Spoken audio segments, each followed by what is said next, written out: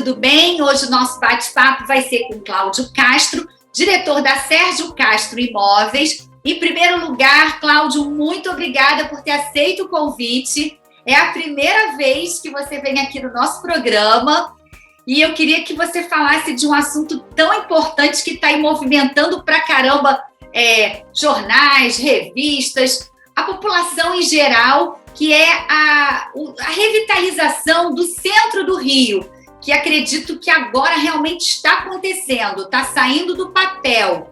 É isso mesmo, Cláudio? Oi, Cris, é um prazer estar com vocês aqui. A gente sempre que pode dá um palpite aqui e ali sobre o mercado imobiliário, né? A nossa empresa atua incessantemente no mercado imobiliário do Rio de Janeiro desde o início do século XX, quer dizer, são anos e anos estudando e trabalhando o mercado imobiliário do Rio de Janeiro e crescendo com ele. E com isso, apesar de eu trabalhar aqui na empresa apenas há 25 anos, eu tenho sempre alguma experiência também pregressa de tudo que a gente já fez nesses anos todos. Então, eu acho que o mercado imobiliário do Rio de Janeiro passou por momentos difíceis, mas agora a gente começa a ver, como o povo diz aí, uma luz no fim do túnel. As coisas estão começando a andar novamente, sabe? E todos esses projetos de revitalização da área central do Rio de Janeiro, quer dizer, desde a Glória até o Centrão, Porto Maravilha e etc., tem sido uma fonte de grande atenção para o mercado imobiliário aqui do Rio. E acho que é talvez o assunto mais palpitante que a gente tenha para tratar no momento em se falando de mercado imobiliário do Rio. Porque, Cláudio, assim, vocês são um termômetro para o setor, né? E o centro, a gente sabe que tem mobilidade urbana, tem cultura, tem tudo, e é tudo é possível se fazer a pé, mas o centro já vinha sofrendo, a gente já vem falando de coisas sobre o centro aqui também, trouxemos o Leonardo Mesquita da Cury, o pessoal da Abad, bom, e por aí vai. Mas, assim, a coisa realmente agora parece que está saindo do papel e você, com toda a sua experiência, assim, existe também uma demanda grande de pessoas que querem morar no centro, não é isso? Nós temos alguns assuntos a abordar aqui para cobrir tudo isso. Há muitas pessoas que querem vir morar no centro. O centro da cidade, você está a 5 minutos de qualquer modal de transporte, onde quer que você esteja. A gente, às vezes, vai para Paris e elogia que está a 15 minutos de qualquer modal de transporte. Aqui nós estamos a 5 minutos. Olha só. O centro da cidade, ele tem toda a infraestrutura, porque a cidade nasceu nele, né? Nós temos ali a Ladeira da Misericórdia, que é a nossa via mais antiga, 1500 e sei lá que ano. Quer dizer, o centro da cidade, além de tudo, é o berço da civilização brasileira. Então ele tem história, ele tem cultura, ele tem os modais de transporte todos. Ele vem sendo esvaziado há alguns anos, principalmente a partir de 2017. O nosso problema não tem nada a ver com pandemia. A pandemia apenas acentuou um problema que já era existente. O centro da cidade sofreu grandes transformações muito benéficas. O VLT é espetacular.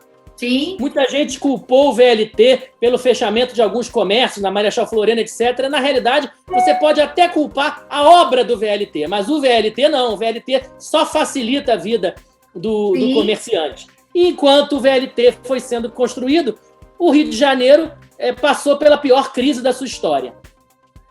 Essa crise que veio com o governo do Sérgio Cabral, depois com a prefeitura do Marcelo Crivella, que realmente não tomou cuidado nenhum com o centro da cidade, não fez conservação de espécie alguma. Quer dizer, foi realmente um momento negro para a cidade do Rio de Janeiro, essa última prefeitura, em que pese ela possa ter feito alguma coisa boa em algum outro lugar. Mas aqui foi uma negação, o centro foi destruído, saqueado, os monumentos vandalizados. E eu entendo, embora a gente esteja sempre cobrando da prefeitura e das autoridades de movimento, mas eu entendo que não é de uma hora para outra que vai se resolver 4 anos de abandono profundo, né? Nós temos uma infraestrutura tão boa, que eu me referi previamente, mas a gente só usa essa estrutura 5 dias por semana, em horário comercial. É verdade. Nós estamos desperdiçando, Cris, essa estrutura que a gente tem. A gente precisa usar essa estrutura de verdade. A ideia do Porto Maravilha foi sensacional e um grande sucesso. Os prédios comerciais que foram construídos, por exemplo, Vista Guanabara, na Avenida Venezuela, esquina de Barão de Tefé, quase 90% das unidades alugadas, do mais alto padrão que existe no Rio de Janeiro. Olha só, estamos falando, né, do nosso Rio, né? As pessoas acham, elas leem, supõem, tem aquele hábito do carioca de falar mal da cidade, mas a verdade é que todos os empreendimentos corporativos que foram construídos na região do Porto e que tiveram andares amplos foram um grande sucesso. O da Tishman Speyer, aquele prédio do Norman Foster, o Aqua, também está quase 90% ocupado. Tem tanta gente trabalhando nele que a demanda por restaurantes em volta ficou enorme. As pessoas não têm onde comer. Olha só, isso também movimentando a economia com geração de renda e emprego, né? Porque vai botar restaurante, você vai gerar emprego também. É lógico. E com esses prédios fantásticos e fabulosos, o que acontece? Muitas empresas grandes, porque esses prédios, é lógico, são os mais caros da região central. As empresas grandes, as empresas que precisam de tecnologia, porque no Porto nós temos uma tecnologia, uma velocidade de dados que nós não temos em nenhum outro lugar. Essas empresas se mudaram dos prédios mais antigos, no centro financeiro antigo, para esses prédios no Porto. Até escritórios de advocacia, Cris, se mudaram para esses prédios. Bacana. E isso deixou os prédios um pouco mais antigos, mas muito bons, com vacância. Porque o cobertor é curto. Durante uma grande crise, não tem gente para ocupar tudo. Então, esses prédios muito bons do centro financeiro, muitos deles ficaram com vacância. As empresas médias, que estavam em prédios mais simples, mais antigos, estão querendo ir para esses prédios médios, que as empresas grandes foram para os prédios moderníssimos. E é natural essa migração também de você, né, tanto da pessoa física também, que a gente quer sempre dar um upgrade, e a empresa também, né? Com certeza, porque a cidade, Cris, é viva. A cidade é viva. Ela é boa aqui, daqui a pouco ela é melhor acolá, daqui a pouco aqui precisa de uma transformação, de uma ressignificação. Então, a cidade é viva. Isso vai acontecer, esse movimento é normal. O que acontece? E esses prédios mais antigos vão ficando, pelo menos no momento, muito subutilizados. E com isso, a ideia que a prefeitura teve de adensar mais o centro, jogando no lixo aquela lei que proibia a construção de imóvel residencial no centro, que perdurou dos anos 60 até os anos 90, quer dizer, tudo tem uma razão. A prefeitura quer trazer pessoas para morar no centro da cidade. E para quê? Essas pessoas a ideia é que elas se movam para esses prédios que são os prédios mais antigos, que vão precisar de um tratamento, de uma ressignificação. Que aí, acabei te cortando, mas que passou justamente nessa mudança de legislação, que vai poder ter essa coisa de ser misto, vai poder ser comercial e residencial, não é isso? Exato. Quer dizer, isso tudo vai contribuir para trazer as pessoas para o centro. Porque o que acontece? Às vezes as pessoas moram muito bem, por exemplo, num bairro suburbano que eu acho bacanérrimo, Vista Alegre. É um bairro muito bacana. Tem polo gastronômico, tem casa para vender por 800 mil, 900 mil, 1 milhão. Mas acontece que o cara que mora em Vista Alegre, para vir na Zona Sul, para ir para qualquer lugar, para ir para Tijuca, ele tem que pegar Brasil. E nós vivemos numa cidade que tem problemas, não só de mobilidade, como de segurança. Então, as pessoas que têm que passar em regiões conflagradas, as pessoas que precisam morar perto do trabalho, elas vão ser atraídas, e de fato estão sendo, por empreendimentos como o que a Cury lançou recentemente lá no Porto Maravilha. Que foi um sucesso de vendas que até anteciparam o lançamento da outra torre, né? Exato, já estão na terceira. Pois é. 1.200 e sei lá quantas unidades, vendidas muito rapidamente, por valores em torno de 7, 8 mil reais o metro quadrado. Detalhe, a renda que se esperava que essas pessoas tivessem, essas que compraram esses apartamentos, era em torno de 6.500. Com o lançamento feito, a renda de quem comprou é de 9.500. Quer dizer, pessoas de poder aquisitivo mais alto acabaram querendo vir para o negócio. Tanto para investir, ou até mesmo para morar, né? Porque virou uma opção boa de negócio também, né? A maioria absoluta é para morar. Ai, olha só. A maioria absoluta é para morar. Pessoas de todas as áreas da cidade. Compraram pessoas de São Gonçalo. O Leonardo me disse no almoço que nós fomos, compraram pessoas de São Gonçalo, pessoas de Nova Iguaçu, gente do Flamengo comprou, gente da Tijuca comprou. Olha só, olha que mix de vários cantos do Rio.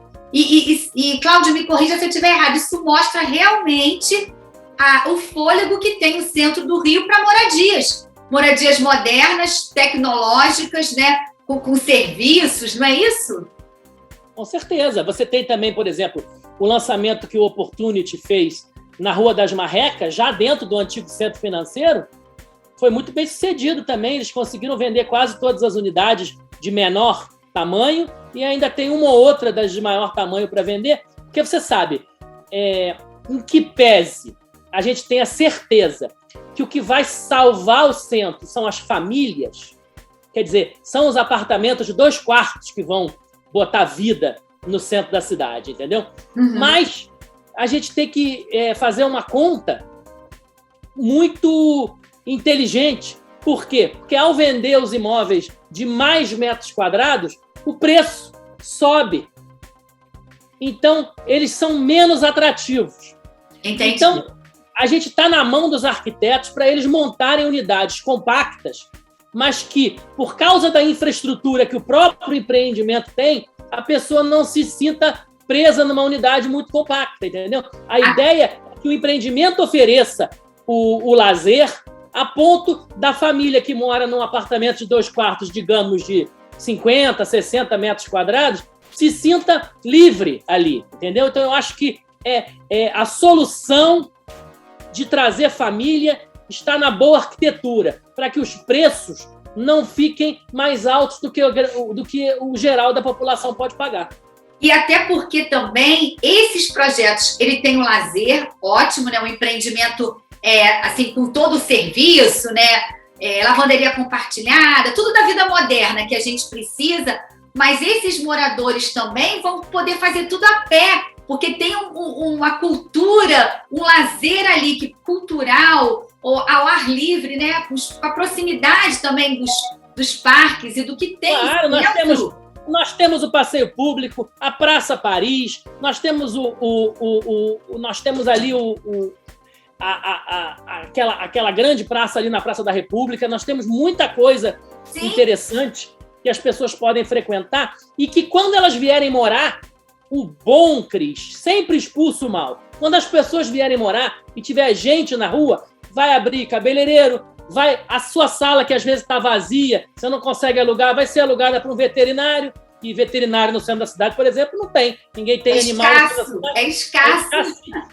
Então, você vai ter médicos de novo. Então, você não precisa e nem sequer transformar o centro todo em residencial. É trazer o uso misto, implantá-lo e fazer que com muitas pessoas circulando pela rua, os negócios voltem ao normal. Porque nós temos um problema no centro que não é do Rio, é do mundo. Por exemplo, os bancos estão diminuindo as agências bancárias. Isso é verdade. Vão sobrar muitas lojas de agências bancárias enormes. E o mercado vai ter que pensar qual vai ser o uso dessas lojas enormes, tá entendendo? Cláudio, não te cortando, também tem uma outra história, assim, trazendo vida, né, o dia a dia, né, das famílias, porque o centro dá 6 horas, mas não agora na pandemia, que agora deve estar pior ainda, mas dava 6 horas, meio que diminuía, né, tudo, vamos dizer assim, as luzes se apagavam. Só que trazendo essa vida, o dia a dia, as coisas podem ter até uma outra pegada e até turistas, tudo fazer com que ele tenha vida à noite também. Com certeza. Isso é possível. Você vê, Cris, a escadaria do Selarón na Lapa, na rua Joaquim Silva, é o 3º ponto turístico mais visitado do Rio de Janeiro. Olha aí. Só que se você ficar lá e observar, Cris, quando tem turista, mesmo agora os turistas brasileiros estão enchendo lá, mas quando tem turista estrangeiro, a van para, o turista desce, sobe a escada, desce, entra na van e vai embora. Por quê? Porque temos que ter infraestrutura, restaurantes, guias, pessoas que sejam capazes de falar inglês e espanhol para poder atender esses estrangeiros, porque eles precisam ter aonde sentar, conversar sobre o que eles viram do Rio de Janeiro, senão a gente fica sempre com aqueles mesmos lugares, porque o turista sai da van, olha para um lado, olha para o outro, vê um botequim, vê um outro botequim, agora não, agora abriu um restaurante vegano lá, e acho que os gringos iriam adorar o restaurante vegano que abriu. Mas, em geral, são coisas que não convidam o turista. E aí está abrindo opções que, assim, essa versatilidade do mercado imobiliário que, assim, que encanta, né? E você que está aí nessa jornada longa de sucesso. Eu vou chamar um pequeno intervalo e queria falar também dessa movimentação também dos hotéis virando residência, que também vem de encontro que a gente está falando. Saber como é que estão os preços dos imóveis também com essa guinada toda que está se dando no centro do Rio. Pode ser? A gente volta já já? Fique aí que a gente volta.